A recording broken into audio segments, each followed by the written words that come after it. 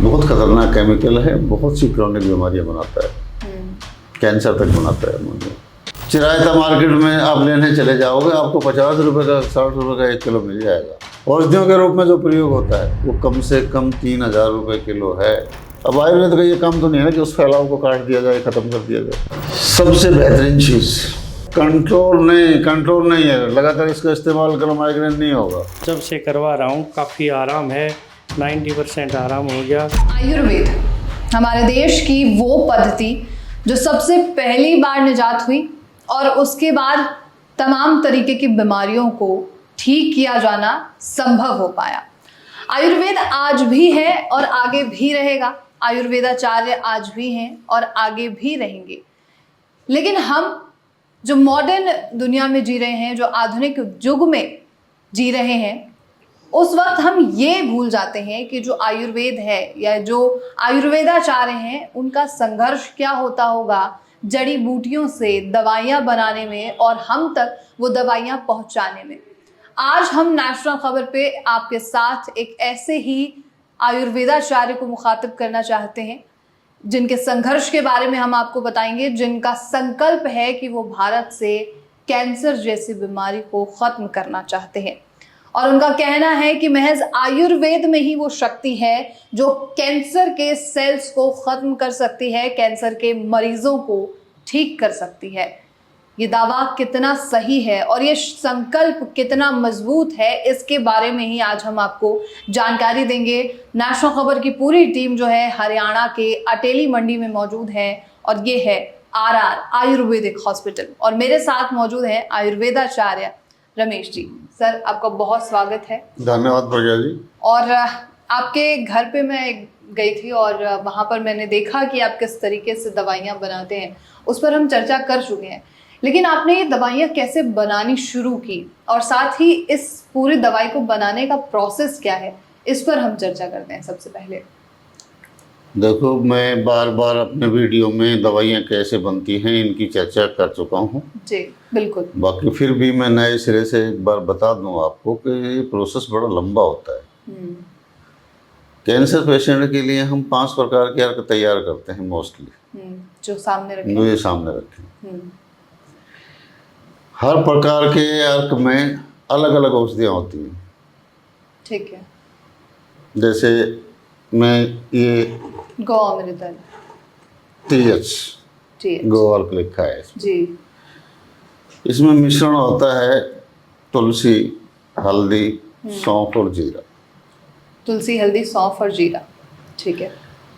कितनी मात्रा में हमने, कितनी क्वांटिटी में हमने गौमूत्र लेना है और गौमूत्र के बारे में मैं बता चुका हूँ कि किस प्रकार का गौमूत्र होना चाहिए। ऐसे सब प्रकार का गौमूत्र नहीं लिया जाता, वो नुकसान भी करता है। बिल्कुल। तो हम मोस्टली 15 लीटर गौमूत्र लेते हैं एक बार और उसमें बराबर मात्रा में तुलसी, हल्दी, जीरा और सौंफ ये डाल के, कूट के डाला जाता है या वैसे? हल्दी को कूट के डाला जाता है, तुलसी को कूटने की आवश्यकता नहीं होती, सौंफ और जीरा साबुत डलता है। ठीक है।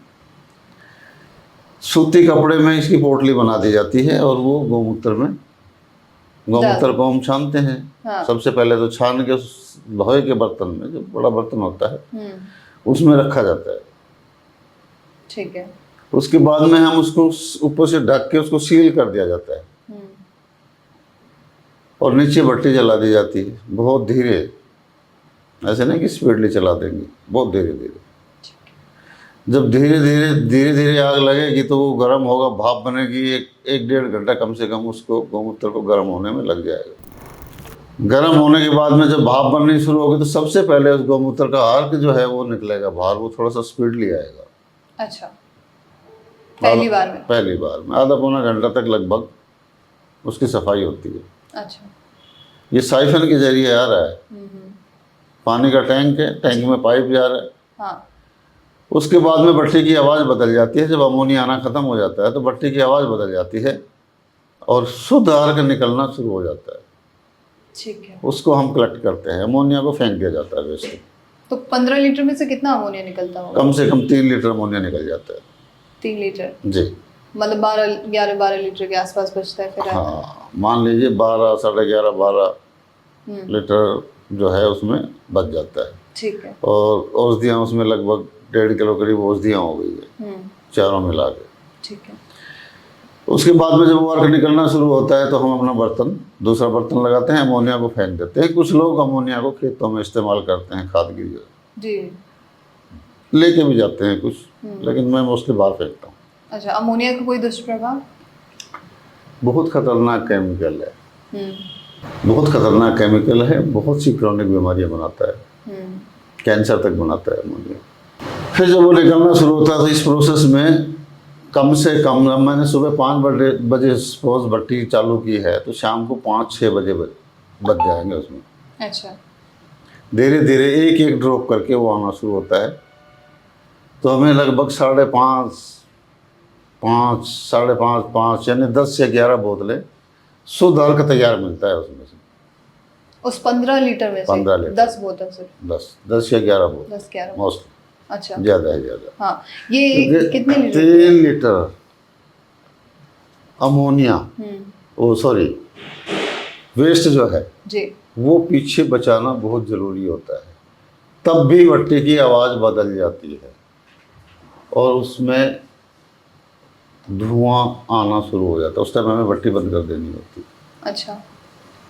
जब 12-13 घंटे भट्टी चलती है, 3 लीटर अमोनिया निकल गया, 3 लीटर कम से कम पीछे वेस्ट बचाया है हमने। बिल्कुल, 6 लीटर ये हो गया। और कुछ जलेगा भी, मान के चलिए 2-3 लीटर जल भी जाता है। शुद्ध अर्क जो निकला 10 या 11 बोतलें, यानी कि 5.5-6 लीटर मान के चलिए, उसको हम ठंडा करके सूती कपड़े से छानते हैं 7-8 तय करके। उसके बाद में इसकी पैकिंग की जाती है। ओ, पैकिंग का प्रोसेस क्या है? पैकिंग मतलब प्रोसेस क्या, तरीका क्या होता है?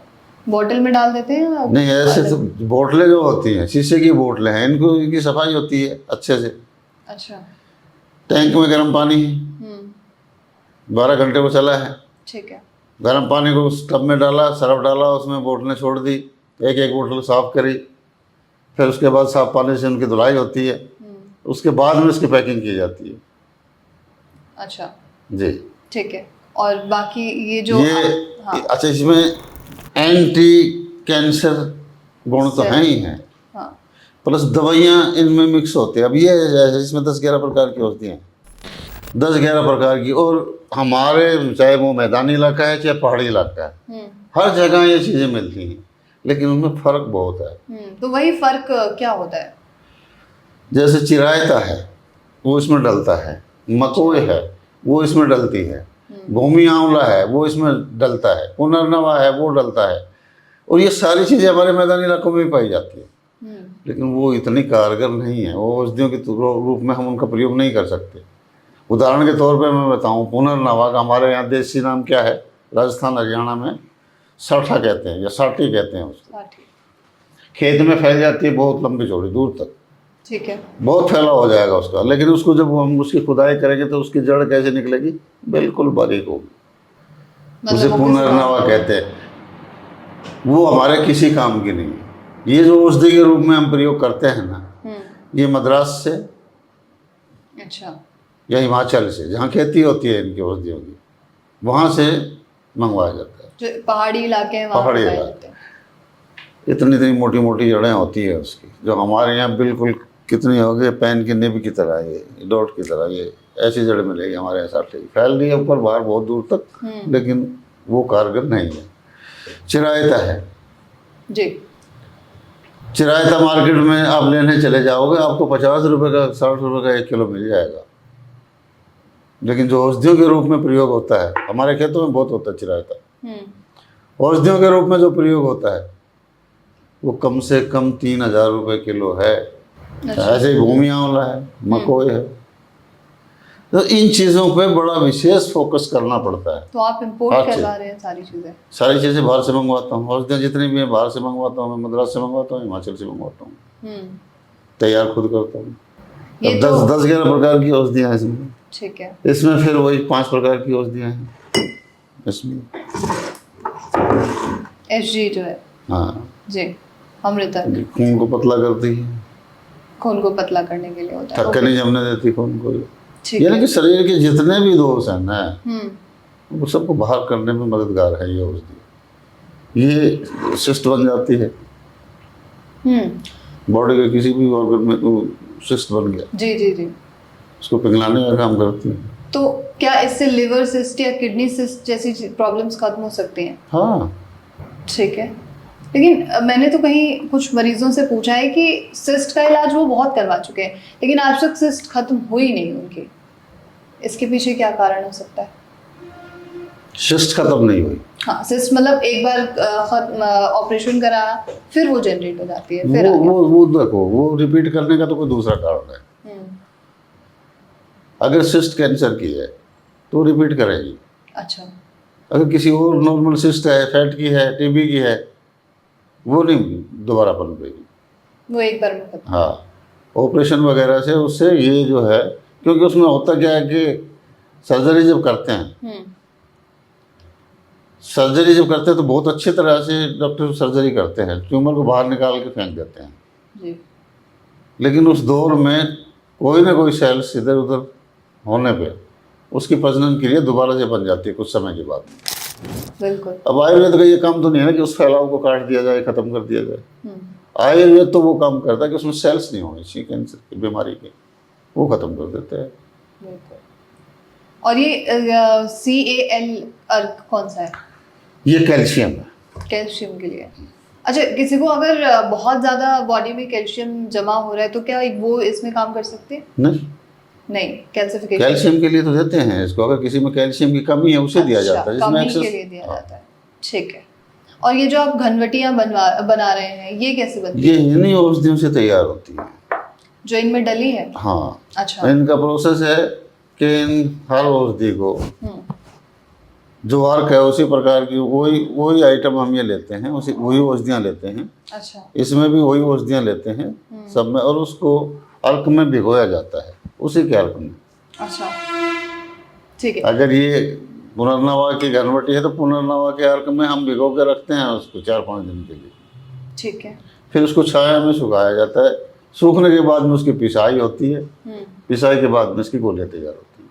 अच्छा, तो आप सबका यही कुटाई भी होती है इसके? कूटता भी हूँ, पीसता भी हूँ। कितना समय लग जाता है इन सब चीज़ों में? किसमें? मतलब कुटाई में, और उसके बाद कूटने में तो जैसे पिसाई में तो मशीन लगी हुई है, पीस देगी घंटे में, आधे घंटे में, जैसे भी है जितनी क्वांटिटी होगी उसी हिसाब से। और कूटने में? कूटने में तो तैयार किया जाता है जब तक लोच नहीं आता उसमें। इन औषधियों में अरंडी का तेल डाल के है। लोच मतलब? अब आपको आपकी भाषा में समझाऊं, लोच क्या होता है। रोटी खाना बनाया ना, कभी बनाया ना, आटा लगाती हो ना जी, हैं जी। तो ऐसा तो नहीं कि भिगो के उसकी रोटी बना दोगे आप, नहीं ना। नहीं। अच्छा, मतलब एक उसकी गुथाई भी होती है ना। हाँ, तो हम उसको कुटाई करते हैं, ये समझ लो आप। अच्छा, आप हाथ से करते हो, डो तैयार करते हैं। हाँ, बिल्कुल। तो इन सब चीज़ों में, इस पूरे प्रोसेस में कितना समय लग जाता है? कम से कम 12-15 घंटा 10 बोतलों के लिए, या 11? कम से कम 12-13 घंटे। 12-13 घंटे कम से कम। और ये जो आप लगातार काम कर रहे हैं, इससे आपकी बॉडी पे क्या इफेक्ट हो रहा है? मेरी बॉडी पे जो पेशेंट मुझे आके ये कहता है कि मैं ठीक हूँ, और मेरे पास जैसे कल एक बुलंद शहर से पेशेंट आया, प्रोस्टेट कैंसर था।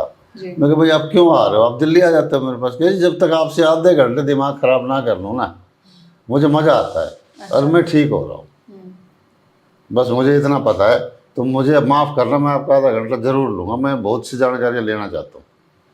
ठीक हो रहा है वो, मुझे उससे ज़्यादा खुशी होती है।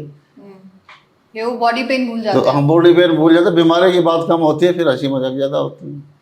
सही है। क्योंकि बीमारी तो ठीक हो रही है अगले की। तो मरीजों की खुशी में आपकी प्रॉब्लम? हाँ, मुझे एनर्जी, मुझे नहीं पता कहाँ से एनर्जी मिलती है इस एज में, लेकिन काम तो बहुत करना पड़ता है, ये है। हाँ, कई बार नींद की प्रॉब्लम आ जाती है, नींद कई बार पूरी नहीं होती। ठीक है। तो बाकी और कोई समस्या नहीं है मेरी बॉडी में। अच्छा, जितने आप मेहनत कर रहे हैं और जितनी आप लागत लगा रहे हैं इस चीज़ में, क्या उतना एक मरीज अफोर्ड कर पाता है? नहीं, नॉर्मल सा खर्चा है सिर्फ। इसमें जो है ना, कोई विशेष मेरी मजदूरी तो मैं छोड़ता नहीं हूँ। बाकी इसमें ऐसा कुछ नहीं है, कोई मुनाफे वाली चीज़ नहीं है। मेरा प्रयास यही है कि मैं पेशेंट को कम से कम जो है दाम में या कि कम से कम उसमें खर्च में। अच्छी चीज़ें उपलब्ध करवाऊँ। ठीक है, अभी हमने घनवटियों के बारे में बात कर ली, एक और चीज़ है, इसके बारे में बताएंगे मुझे आप? संचमणि। ये संसमणि है, संचमणि वटी, ये क्या चीज़? इसे गिलोय भी कहते हैं, कुछ एक लोग इसे गुड़ुची भी कहते हैं, संसमणि भी कहते हैं, अलग अलग जगह में अमृता भी कहते हैं। अमृता। लेकिन गिलोय जो है वो आम भाषा में गिलोय कहा जाता है इसको। ठीक है। अमृता इसलिए कहते हैं कि ये अमृत के ही समान है। ये हमारे प्लेटलेट को, ब्लड को प्यूरिफाई भी करता है, प्लेटलेट कंट्रोल भी करता है, प्लेटलेट्स को कंट्रोल करता है।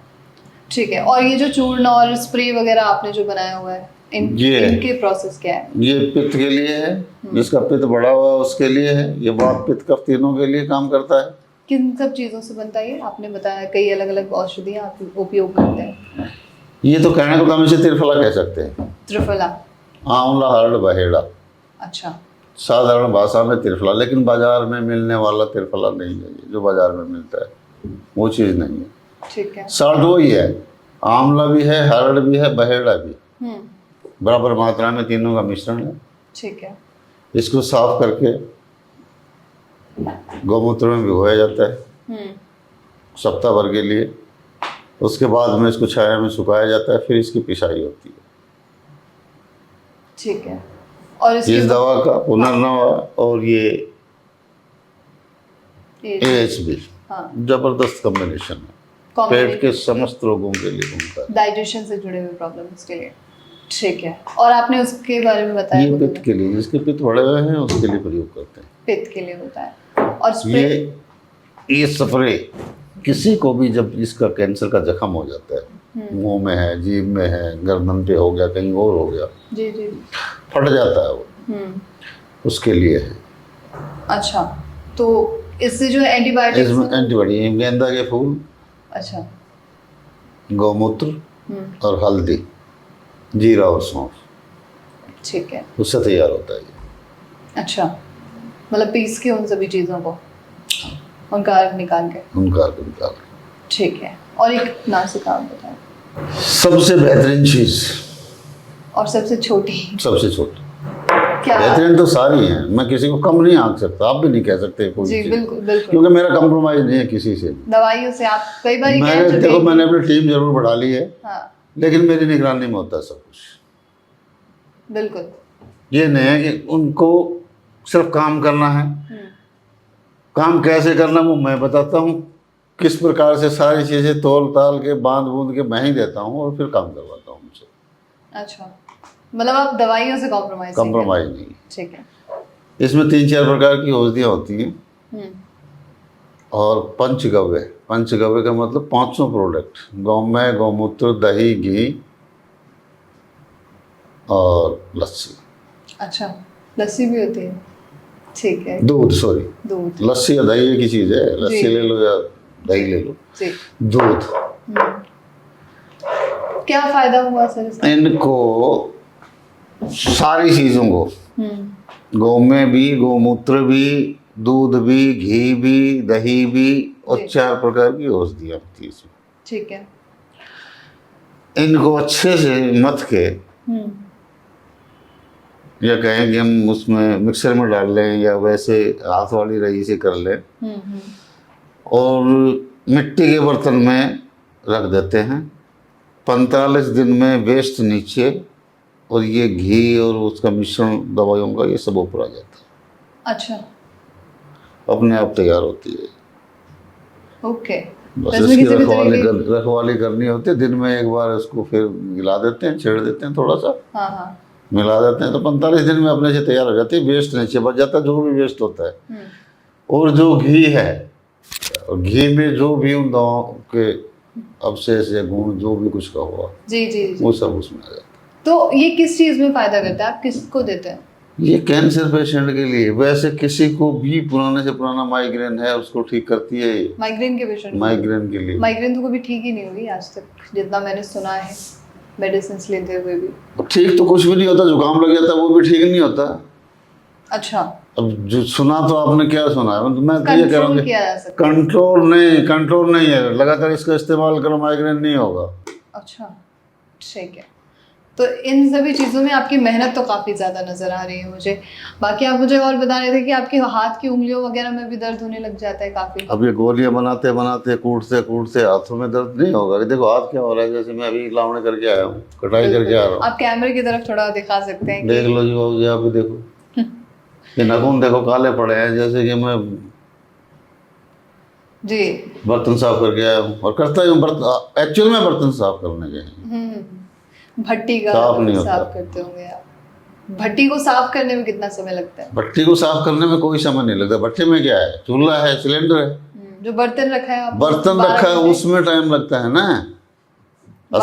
12 घंटे जो बर्तन रखा गया है, जो बर्तन रखा है उसको ठंडा होने में समय लगेगा, फिर उसको हम उखाड़ेंगे, उखाड़ के उसका वो जो औषधियाँ डाल रखे हैं हाँ। उसको निकाल के हम वेस्ट में डालेंगे। वेस्ट में डाल के फिर उसको रेगमाल वगैरह लेके या कुछ और पैनी चीज़ लेके उसकी सफाई करेंगे अंदर से। अच्छा। फिर उसको कम से कम 12-13 घंटे उस बर्तन को उल्टा रखा जाएगा पानी में, क्योंकि जो हमने सील किया है जी आटे से वो सूख जाता है, वैसे तो उतरता नहीं है बिना उसमें भिगोए। मेहनत तो बहुत है।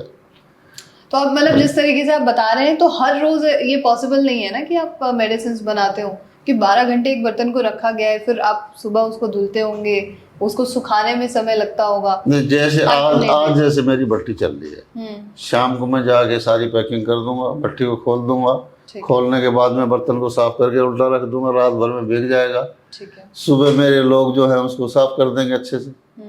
ठीक है। शाम को जाके फिर मैं उसमें कितनी मात्रा में क्या क्या डालना है सबको कूट काट के उसमें डाल के फिर उसको भट्टी पे रख दूंगा, और अगले दिन सुबह फिर उसको तैयार, यानी एक दिन छोड़ के एक दिन करना पड़ता है एक भट्टी पे। अच्छा, ओके। मतलब फिर वो 12 घंटे में 10 से 12 बोतल आती है ना? हाँ, जब मेरे पास जिस दिन मेरा अर्क नहीं बनता उस दिन मैं घनवटियाँ बनाता हूँ। अच्छा, मतलब ये अल्टरनेट डेज पे सारी चीजें हो रही हैं कि एक दिन घनवटी, हाँ तो टाइम तो, हाँ तो रोज तो वो बनेगी तो फिर दूसरी भट्टी पे चढ़ाना पड़ेगा, या एक ही चीज बन पाएगी। बिल्कुल बिल्कुल सही बोल रहे हैं। फिर ये कब बनेंगी? राइट, ठीक है। बहुत बहुत शुक्रिया सर आपका, और आपकी काफ़ी ज़्यादा मेहनत मैं देख के कहीं ना कहीं एक जर्नलिस्ट होने के नाते मैं इतनी ज़्यादा मेहनत देख के कहना ज़रूर चाहूँगी कि आयुर्वेद आसान नहीं है। मेरा काम नहीं है कि मेरी मेहनत का, आप जर्नलिस्ट है कि उसका बखान किया जाए। जी। मैं ये नहीं चाहता कि मेरा बखान हो कि भाई मैं इतनी मेहनत करता हूँ ये होता। मुझे तो खुशी जब मिलती है कि जब मेरा पेशेंट ये कहता है कि मैं ठीक हो रहा हूँ। बिल्कुल, ये एक सही। और मेरा फोकस आज ये नहीं, किसी को दवा देना भी मेरा फोकस नहीं है, ना मेरा बिजनेस है ये। मेरा तो ये जन जागरण अभियान है कि कैसे आने वाली जनरेशन को बचाया जाए इस बीमारी से, आज घर घर में फैल रही है। तो ये क्यों फैल रही है, इस पे बहुत बड़ा एक सवाल भी है। फैलने के तो अनेकों कारण है यार। क्या क्या किस चीज़ में कैंसर नहीं है, किस चीज़ में बीमारी नहीं है। आज से 50 साल पहले, 60 साल पहले किसी को होता नहीं था टीबी और कैंसर का, लोग नाम नहीं लेते थे, बड़ी बीमारी कहते थे। मैं शहर की बात नहीं कर रहा। जी जी जी। कि शहर के लोग जो बहुत ज़्यादा समझदार होते थे, गाँव वालों को बेवकूफ़ समझते थे उस दौर में। शहर के लोग, यानी कि जिसने दिल्ली देख ली ना, तो गाँव वाले समझते थे पता नहीं क्या देख के आ गए ये। मजाक नहीं कर रहा हूँ मैं, और आप इसको सही बता रहा हूँ बाबू जी मैं। जी जी जी। दिल्ली जिसने देख ली, हालांकि मैं यहाँ से 60 पैसे में दिल्ली जाना शुरू किया था, सिर्फ 3-4 साल की उम्र से। जी जी। बहुत दिल्ली देखी थी, लेकिन जो दिल्ली में घूम लिया ना, वही समझता था गाँव के लोग मूर्ख हैं। अच्छा, ठीक है। तो ये है कि यहाँ का खान पान, रहन सहन, आज इतने मेडल जो आ रहे हैं, कहाँ से आ रहे हैं? कहाँ से आ रहे हैं? 60% मेडल जो है हरियाणा के लोग लेके आ रहे हैं। बिल्कुल। आबादी तो हमारी कितनी है? कुछ भी नहीं है। क्यों आ रहे हैं? सिर्फ शुद्ध खान पान, शुद्ध रहन सहन, मेहनत करना, समय पे खाना, समय पे सोना, समय पे जागना, सारे काम समय अनुसार होते थे। आज कोई भी चीज़ तो नहीं है। भाई कैंसर किसी को होता था, कोई जेनेटिक प्रॉब्लम थी, उसके बाप को थी, उसके दादा को थी, उसको भी हो गई, सबको नहीं। या कोई नशा करना, बहुत ज़्यादा नशा कर रहा है, नशा भी गांव के लोग नहीं करते थे। मुझे याद है कि कोई शहर में चला गया ना कोई बंदर, वो गांव में आया है तो वो बीड़ी का बंडल जेब में जरूर रखता था, अगर कोई नशा करने वाला है तो। अच्छा। वो बीड़ी पी ली भाई, वो तो लोग देखते थे यार ये बीड़ी बीड़ी पी रहा है, सुबह शाम हुक्का पी लिया एक आध, मेहनत की सारे दिन। अच्छा। अब आज तो हर चीज़ में रेडिएशन में कैंसर, बेंजीन में कैंसर, टूथपेस्ट में कैंसर, किस किस में नहीं है, हर चीज। पूरे वायुमंडल में कैंसर। तो सर आपने मुझे जैसे जानकारी दी अर्क के बारे में, घनवटियों के बारे में जानकारी दी, और कैसी डाइट कैसी लाइफस्टाइल जीनी चाहिए, लेकिन इन चीज़ों के अलावा भी किसी और तरीके से आप ट्रीटमेंट कर रहे हैं मरीजों का, और उनका परसेंटेज ऑफ ठीक होना या रिवर्सल क्या है? देखो हम इसके अलावा जो है ना पेशेंट को पंचकर्मा देते हैं। ठीक है। पंचकर्मा से पेशेंट को ठीक किया जाता है, दवाओं के साथ साथ हमारा पंचकर्मा भी है। अच्छा। पंचकर्मा देते हैं। ठीक है। और जो बॉडी पेन के पेशेंट होते हैं, जॉइंट्स पेन के पेशेंट होते हैं, उनके लिए एक्यूपंक्चर, एक्यूप्रेशर, पंचकर्मा, सारी चीज़ें साथ साथ चलती हैं, दवाओं के साथ साथ सारी चीज़ें चलती हैं। ठीक है। तो क्या कोई मरीज ऐसा है? अभी आप मेरे जिससे दो बात पेशेंट हैं, अभी दिखाता हूँ मैं आपको, दो ठीक है। पेशेंट मेरे हैं तो उनसे हम जो बात कर ऑलरेडी, सकते हैं। हाँ उनसे ठीक आप बात करो। तो जैसे हमने आपको जानकारी दी कि अभी हम आरआर आयुर्वेदिक हॉस्पिटल के पंचकर्मा वार्ड में मौजूद हैं, और सर आप मुझे इसके बारे में कुछ जानकारी दीजिए कि पेशेंट्स क्या हैं, क्या तकलीफ थी, और सबसे पहले पंचकर्मा कैसे शुरू किया आपने? पंचकर्मा का ये पेशेंट लेटा हुआ है, जी कमर में दर्द है, सर्वाइकल भी है इनको, जी। और लगातार 4-5 दिन से इनका ट्रीटमेंट चल रहा है। 4-5 दिनों से चल रहा है। मरीज को जैसे आपने बताया सर्वाइकल का इशू था। अच्छा, आपने पंचकर्मा कब स्टार्ट किया था? काफ़ी टाइम हो गया पंचकर्मा स्टार्ट किए तो। पंचकर्मा करते हुए अभी तक हम आपसे कैंसर और पाइल्स जैसी दिक्कतों पे बात कर रहे थे। सर आप मुझे बता सकते हैं कि इसका क्या फ़ायदा है पंचकर्मा का? ये जो पेशेंट है लेटे हुए हैं, इनको साइटिका पेन था। साइटिका पेन का मतलब होता है कि जो कमर में दर्द होता है वो यहाँ से दर्द स्टार्ट होगा और वो फिर एक तरफ पैर की तरफ या नीचे की तरफ जाता है। अच्छा। ये साइटिका पेन में तो इसमें क्या किया हमने कि इनको ये हमने कटी बस्ती की, इनको कटी बस्ती करेंगे। कटी बस्ती में क्या होता है कि ये मेडिकेटेड ऑयल होता है। मेडिकेटेड ऑयल जो अगर मैं बात करूं इसमें ऑयल की, तो ये मामास तेल का हम यूज कर रहे हैं। कौन सा तेल आपने बताया? ये मामास तेल का इनका यूज कर रहा है, वातनाशक तेल होता है ये। अच्छा। तो इसकी वजह से जो इनकी जो ये वर्टिब्रा है इसमें भी, और जो वेन है बारीक बारीक जहाँ पर नर्व्स होती है, उनको यहाँ पर ऑयल की सप्लाई हो जाती है, ऑयलेशन हो जाता है। अच्छा। जिसकी वजह से जो ये दिक्कत होती है इनको नर्व्स की, वो अच्छे से खुल जाती है।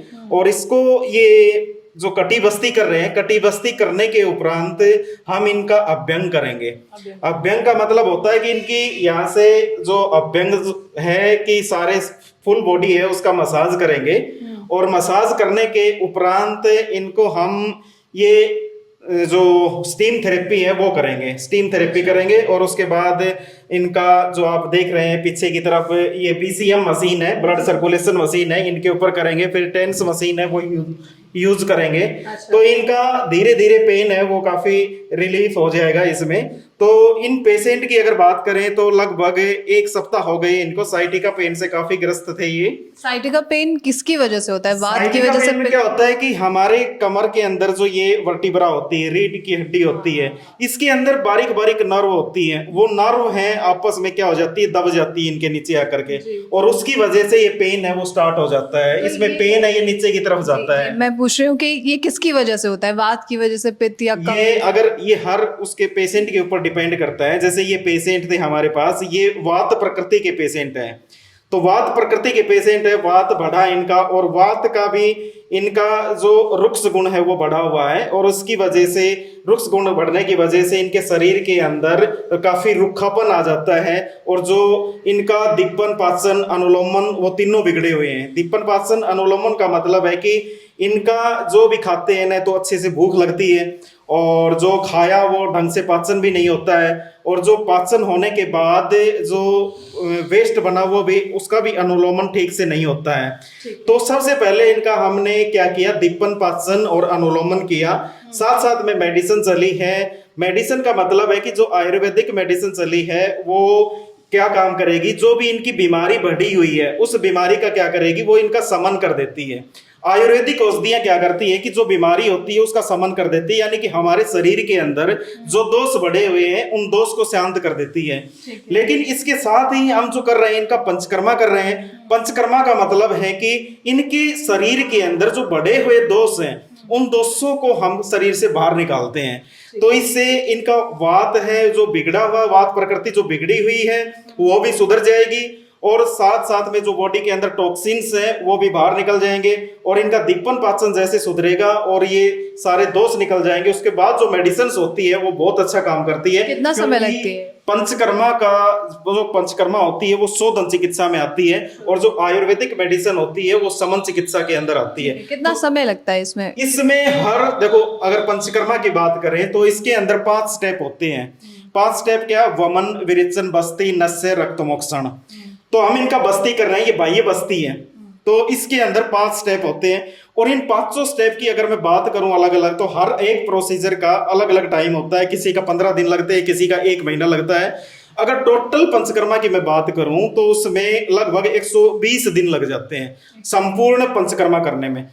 लेकिन क्या हो रहा है, आयुर्वेद के नाम पर पंचकर्मा को बदनाम किया जा रहा है कि 5 दिन में पंचकर्मा कर दे। ये तो पॉसिबल ही नहीं है, किसी प्रकार भी पॉसिबल नहीं है कि 5 दिन में पंचकर्मा हो जाए। 1% भी पॉसिबल नहीं है। जैसे हमारे पास वो जो पेशेंट हैं, वो पेशेंट उनके बारे में भी बात करेंगे, उनका अभी सिरोधारा चल रहा है, वो माइग्रेन के पेशेंट है, उनके बारे में भी बात करेंगे। तो हर एक प्रोसीजर को करने के लिए पूरा समय होता है। जैसे इनका लगेगा कम से कम 15 से 20 दिन कम से कम करेंगे। ये पर डे का एक वो होता है या हफ्ते में 2-3? ये इनको हम पर डे बुलाते हैं, इनकी थेरेपी करते हैं। पर डे की प्रोसेस होती है, डेली की जाती है। इसमें जैसे ये कटी बस्ती की, इसके बाद इनका अभ्यंग करेंगे, फुल बॉडी मसाज करेंगे, फिर स्टीम थेरेपी देंगे इनको।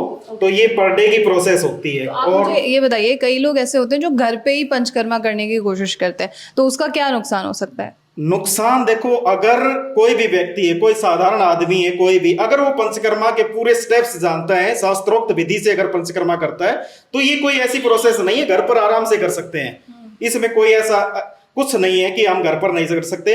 लेकिन सिर्फ शास्त्रोक्त विधि से अगर हम इसको गलत तरीके से करते हैं तो फायदे की जगह हमें नुकसान भी हो सकता है इसका। जैसे पेन वगैरह ज्यादा बढ़ पेन बिल्कुल दोबारा ज्यादा हो सकता है इसकी वजह से, बहुत ज्यादा पेन बढ़ सकता है इसकी वजह से, अगर हमने ठीक तरीके से नहीं की तो। ठीक है। तो अगर कोई जानता है, कोई भी शास्त्रोक्त विधि से करता है तो बहुत अच्छा रिलीफ मिलता है। ठीक है। और अब हम दूसरे पेशेंट के बारे में बात कर सकते हैं जो आप उनके बारे में करते हैं। कि इन्हें माइग्रेन का इशू आपने मुझे बताया। ये जो पेशेंट हैं इनको माइग्रेन था, और इनको माइग्रेन काफी लंबे समय से था, काफी दूर दूर से ये अपना ट्रीटमेंट करवा चुके थे, लेकिन इनको रिजल्ट नहीं मिला।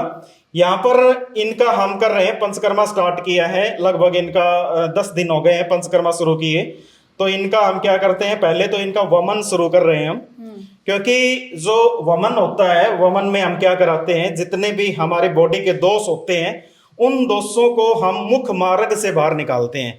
लेकिन केवल वमन का मतलब ये नहीं है कि उल्टी करवा देना, उल्टी करवा दी वमन हो गया, ये प्रोसेस नहीं है, ये आयुर्वेद के अनुसार प्रोसेस नहीं है।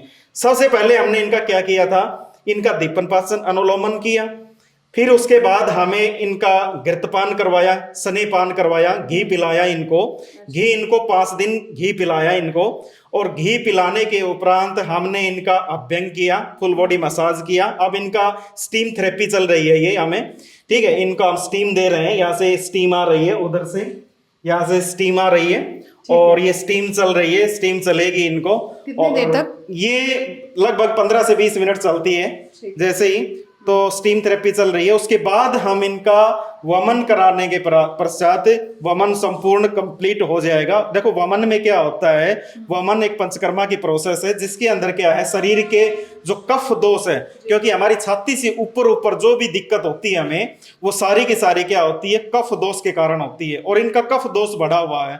तो इसके लिए हमें वमन कराना है, ताकि बढ़े हुए दोष हैं उनको मुख मार्ग से हमें निकालना है। तो सबसे पहले क्या करते हैं, उन दोषों को पहले तो कोष्ठ में ले आते हैं, बढ़े हुए दोष हैं उन सभी को कोस्ट में ले आए, और कोस्ट में ले आने के उपरांत उनको हम मेडिसिन के सहायता से उन दोषों को अब बाहर निकालेंगे, ताकि वो बहुत ही सॉफ्ट हो जाएं और इजीली बाहर आ जाएं। इनको कितना समय हुआ है यहाँ पर, मतलब इनको 10 दिन हो गए यहाँ पर। 10 दिन हो चुके हैं। पेशेंट से बात कर सकते हाँ, हैं? पेशेंट से बात कर आपका सकते शुभ हैं। नाम? मेरा आशीष नाम है जी। कहाँ से हैं आप? मैं यहीं अटेली से ही हूँ। अटेली से ही। माइग्रेन का इशू आपको बताया गया है, कब से आपको हो रही है? काफ़ी समय से हो रहा था। मैं कई जगह से इलाज भी करवाया, लेकिन वहाँ से कोई फ़र्क नहीं पड़ा। खूब दवाइयाँ खा के देखी, लेकिन अब जब से करवा रहा हूँ काफ़ी आराम है। 90% आराम हो गया। आपने बहुत ज़्यादा बोला है, 90% आराम माइग्रेन में, वो भी हाँ। जो प्रॉब्लम ठीक नहीं होने वालों में से है। हाँ बिल्कुल उसमें काफ़ी आराम हुआ मेरे को और फ़र्क महसूस हो रहा है। बड़ा अच्छा है। माइग्रेन का पेन कभी रहता है? सर में दर्द रहता है मेरे को। पहले रहता था? हाँ पहले रहता था ना, अब नहीं, अब कम होता है। जैसे 10 दिन से मैं इलाज ले रहा हूँ, तो उसके हिसाब से मेरे को काफ़ी रिलीफ है इसमें। ठीक है। यहाँ पे क्या ट्रीटमेंट है दिया गया आपको? यही पंचकर्म के हिसाब से डॉक्टर साहब कर रहे हैं। इनने जो अच्छा लगा वो इन्होंने किया है, और उससे मेरे सुधार है। ठीक से पंचकर्म हो रहा है? हाँ जी बिल्कुल, बड़ा अच्छा होता है। डॉक्टर साहब का मैं तो धन्यवाद करना चाहता हूँ कि मैं परेशान था इस बीमारी से और अब ठीक हो गया हूँ। मैं तो धन्यवाद करना चाहता हूँ डॉक्टर साहब। ठीक है, thank you so much sir. तो जैसे जानकारी मिली मुझे पंचकर्मा, अभी ये और कितने पेशेंट, किस तरीके के पेशेंट सर आते हैं यहाँ पे? आर्थराइड्स के पेशेंट तो आते ही हैं, एक्यूप्रेशर, एक्यूपंक्चर, बाकी जनरल हॉस्पिटल है, नीचे सारे काम होते हैं। तो वहाँ पे कैंसर, पाइल्स के, कैंसर के, कोई भी बीमारी हो, हर बीमारी के पेशेंट को ट्रीट करते हैं आयुर्वेद से। ठीक है। तो आपकी स्पेशलाइजेशन जो टीम है स्पेशलाइज्ड, वो कितनी है? 6-7 लोग हैं। 6-7 लोग। तो वो टोटल डॉक्टर्स यहाँ पर आके ट्रीट करते हैं जी। पेशेंट्स को? पर्सनलाइज आप ट्रीटमेंट कर रहे हैं लोगों को, एक एक करके, मतलब ध्यान देते हैं? हाँ एक एक करके। जी। और मेडिसिन क्या, माइग्रेन वगैरह की आप देते हैं कोई? हाँ, मेडिसिन वगैरह देते हैं, आयुर्वेद की मेडिसिन होती है, दवाई भी दी जाती है आयुर्वेदिक जी, जो आप खुद बनाते हैं? जी। ठीक है। तो इससे परसेंटेज क्या है ठीक होने का? परसेंटेज काफ़ी रिलीफ मिल रहा है पेशेंट को। रिलीफ मिलता है, जिससे मैंने बात की सर से खुद ही। ठीक है, thank you so much sir, बहुत शुक्रिया आपका, धन्यवाद। तो ये थी पूरी जानकारी। और पंचकर्मा वार्ड में जैसे हमने चर्चा की और मरीजों से भी हमने खासकर बात की है, तो अभी इसके बाद जो है हम एक ख़ास चर्चा करने वाले हैं पाइल्स को लेकर, कि आखिर पाइल्स के जो इतने मामले बढ़ते जा रहे हैं वो क्यों बढ़ रहे हैं और पाइल्स से कैसे निजात पाया जा सकता है। तो अब आपका काम है कि आप हमारे चैनल पर जाकर जो दूसरा प्रोग्राम है पाइल्स को लेकर वो देखिए और उसके बाद इस प्रोग्राम को देखिए, जिससे कि आपको कई अन्य चीज़ें भी समझ में आएंगी और आखिर किस तरीके से आरआर आयुर्वेदिक हॉस्पिटल में ट्रीटमेंट हो रहा है इस पर भी चर्चा होगी।